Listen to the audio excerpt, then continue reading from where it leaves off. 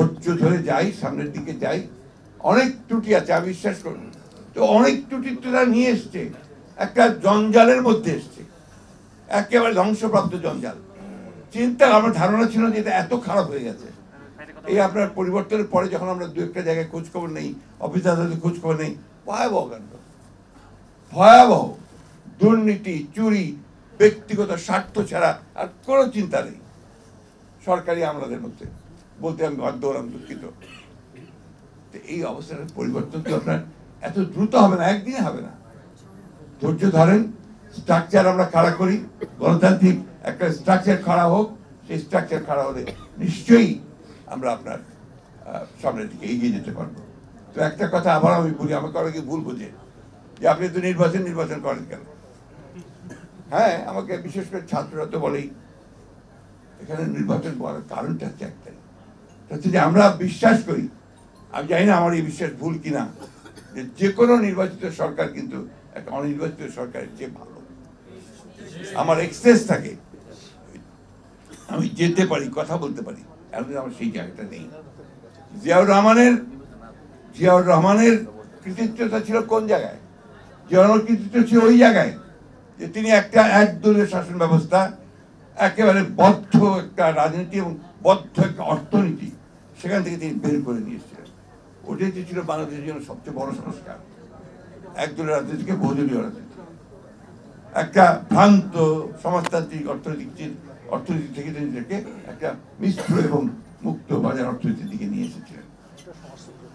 ওটা সমাজতান্ত্রিক ভ্রান্ত বললাম তো, সেই জন্য ভ্রান্ত সমাজতান্ত্রিক চিন্তা থেকে নিয়ে। আর আওয়ামী লীগ সমাজতন্ত্র করবে কি? আমরা তো কোনো সমাজে বিশ্বাসই করতো না, করতো না। এটা ছিল প্রতারণা। আপনার আমার এখনো মনে আছে, এটা বোধহয় সম্ভবত আপনার 69-এই আপনার এই শহীদ মিনারে আপনার সব অল পার্টি মিটিং হচ্ছে, ওখানে আপনার 21 ফেব্রুয়ারির পরের দিন বা 21 ফেব্রুয়ারিতে। তো ওইখানে আমাদের ওই যে তখন আপনার ছাত্র ইউনিয়নের প্রেসিডেন্ট ছিলেন আমাদের নর্থ বেঙ্গলের, না মানিক ভাই না, আপনার যে দোহা ভাই, শামসুদ দোহা ভাই, হ্যাঁ সেক্রেটারি। তো উনি বক্তৃতা করতে গিয়ে আফ্রো এশিয়া লাতিন আমেরিকার করে এই আপনার সমাজতন্ত্রের কথা বলে মার্কিন সাম্রাজ্যবাদের বিরুদ্ধে কথা বললেন। আর যায় কোথায়, এত বড় বড় ছুরি টুরি সব বেরোয় আসলো, মার্কিন সাম্রাজ্যের বিরুদ্ধে কথা বলা যাবে না। এবং সেটা ছাত্রলীগের নেতারা, তখন ওই দল যদি আপনার সমাজতন্ত্র করতে যায় তো কি হবে সমাজতন্ত্রের অবস্থা? তাই হয়েছে। আজকে এই জিনিসটা আমাদেরকে বুঝতে হবে যে আমরা ওই জায়গাটা থেকে বেরিয়ে এসে একটা সুযোগ পেয়েছি, সম্ভাবনা তৈরি হয়েছে একটা, যে আমরা একটা ভালো কিছু করব। এই সংস্কারের প্রস্তাবগুলো আসতে শুরু করেছে। আমার বিশ্বাস যে আমাদের প্রধান উপদেষ্টা তিনি খুব শীঘ্রই এই বিষয়গুলো ডাকবেন, একটা সমাধানের দিকে আসবেন, আলোচনা হবে, ঐক্যমতের ভিত্তিতে আমরা একটা জায়গায় গিয়ে পৌঁছাবো। নির্বাচনটার কথা এই জন্যই তাড়াতাড়ি বলি যে নির্বাচনটা হলে এই সমস্যাগুলো চলে যাবে। এখানে আপনার একটা নির্বাচিত সরকার, সে একটা পিপুলস ম্যান্ডেট নিয়ে বসবে। এরা তো এখন বসতে পারেনি, ওদের মধ্যে সেই যে কনফিডেন্স, সেই কনফিডেন্সটা তো নাই। এই জন্যই আর পিপুলের ভাষাটা তো বুঝতে হবে, সেটা আপনাকে নির্বাচিত সরকারের সবচেয়ে ভালো বুঝে বলে আমরা বিশ্বাস করি। এই জন্য আমাদের এখনই করে ফেলতে হবে তা তো বলছি না, ন্যূনতম যে সংস্কারটা প্রয়োজন সেটা করে নিয়ে নির্বাচনটা করলে সমস্যাটা অনেকটা সমাধান হবে। সবচেয়ে মজার ব্যাপার হচ্ছে হাই স্কুলে লটারি করে ভর্তি হয়। আমি উদাহরণ দিই, আমার ঠাকুরগাঁ জেলা স্কুল, সেখানে লটারি করে ঠাকুরগাঁ ছেলেরা পরীক্ষা দিয়েছে। ক্লাস 3-তে যে ছেলে ভর্তি হবে তাকে যেতে হচ্ছে আপনাদের গাইবান্ধা স্কুলে। এটা কোন ব্যবস্থা, কি লাভ, এটাতে কি তৈরি হচ্ছে আমি কিচ্ছু বুঝতে পারি না। এই যে একটা আমি বলবো একটা উন্মাদনা চলছে শিক্ষাক্ষেত্রে, এটা তো আপনার কেউ কোনোদিন এটা দৃষ্টিও দিচ্ছে না, কথাও বলছে না, এটাকে পরিবর্তন করার জন্য কোনো চেষ্টা করা হচ্ছে না। এখানে যেহেতু আপনার কোনো নির্দিষ্ট বিষয়ে আলোচনা হচ্ছে না, আলোচনা বিভিন্ন খাতে যাবেই, এটা খুব স্বাভাবিক ব্যাপার। মাহবুবুল্লাহ ভাই আমার এখানে পাশে বসে আছেন, উনি আমার আদর্শ। আমরা যখন প্রথম ঢাকা কলেজেই পড়ি, তখন থেকে ওনাকে আমরা চিনি যে তিনি একজন অত্যন্ত ব্রিলিয়ান্ট স্টুডেন্ট এবং রাজনীতির সঙ্গে জড়িত। যখন ঢাকা ইউনিভার্সিটিতে গিয়েছি ওনাকে সরাসরি পেয়েছি, তখন ছাত্র ইউনিয়নের উনি সাধারণ সম্পাদক, আমরা ঢাকা ইউনিভার্সিটি গিয়ে ভর্তি হয়েছি। একদিকে মেধাবী, স্ট্যান্ড করা প্রত্যেকটা পরীক্ষাতেই, অন্যদিকে আপনার রাজনীতির একেবারে সবচেয়ে আপনার বিপ্লবী রাজনীতির সঙ্গে জড়িত মাহবুবুল্লাহ ভাই।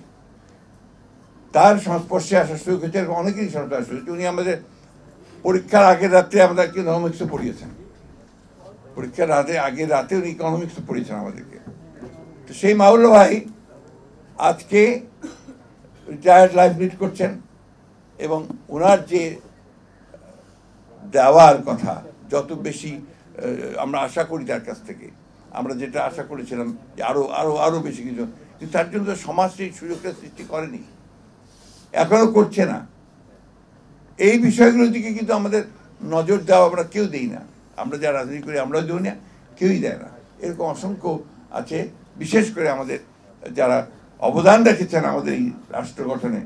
69 মুভমেন্টে তখন মাহবুবুল্লাহ ছিলেন একজন দিকপাল, তার বক্তৃতা শোনার জন্য সেই সময় হাজার হাজার ছাত্ররা চলে আসতো। সেই মাহবুবুল্লাহ 71 সালে যুদ্ধের পুরোটার সময় পাক সেনাদার বাহিনীর কারাগারে ছিলেন, তার মৃত্যুদণ্ড হয়েছিল। এই কথাগুলো কিন্তু অনেকেই জানে না।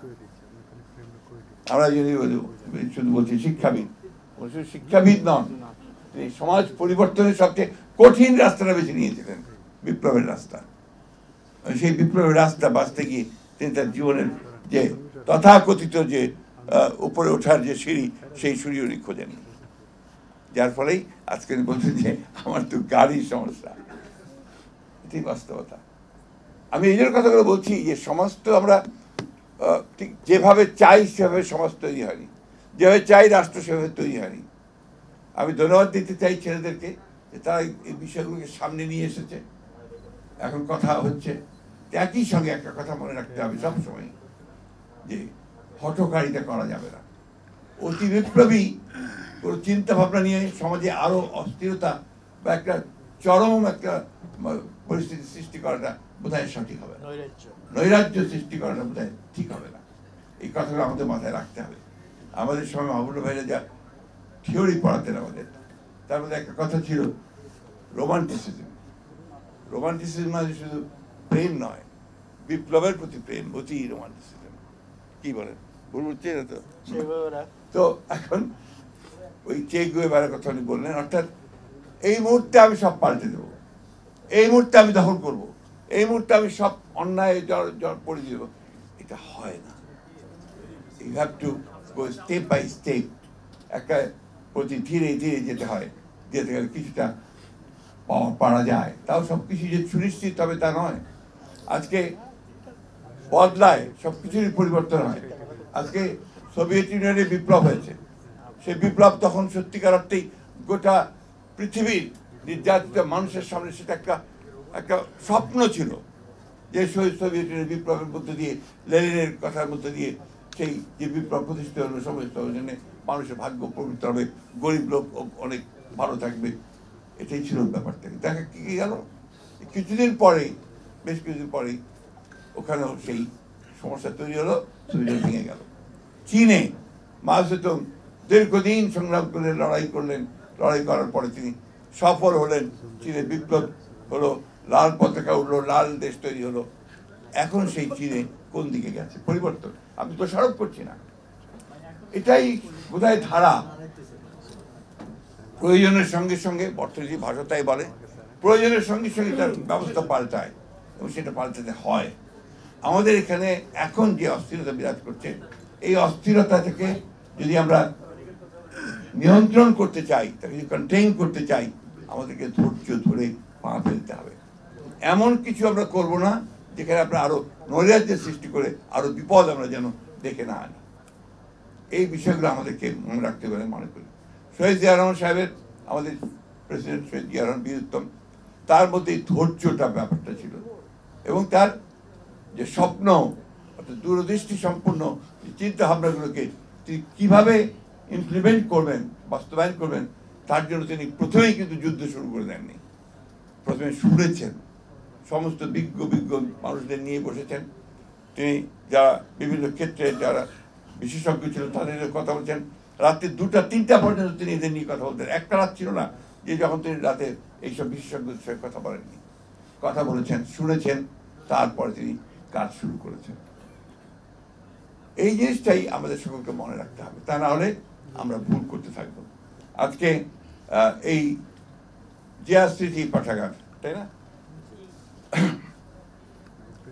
একেবারেই একটা ঢাকা মহানগরের যে অফিস, মৌলানা ভাসানীর যে অফিস, তার পাশে তার কোন একটা ছোট্ট একটা র্যাকে বোধহয় 20টা বই ছিল মনে হয় আমার, 20টা বই।